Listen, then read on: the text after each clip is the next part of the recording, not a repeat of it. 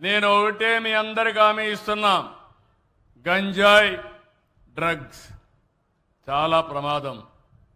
గడిచిన ప్రభుత్వంలో విచ్చలవిడిగా పెరిగిపోయినాయి.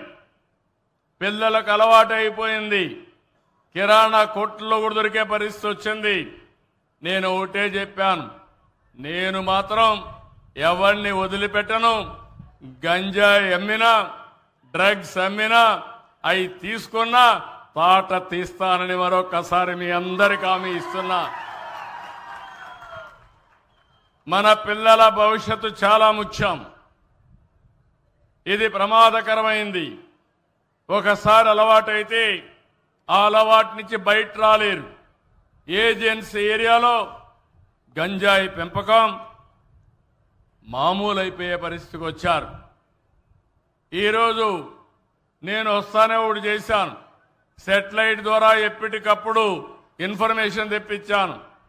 డ్రోన్ పంపించాను. ఎక్కడికక్కడ చూసి మొత్తం ప్రక్షాళన చేస్తున్నాను. ఈగలనే పేరు పెట్టి, అంటే డేగ కన్ను పెట్టి మొత్తం ఎతుకుతున్నా.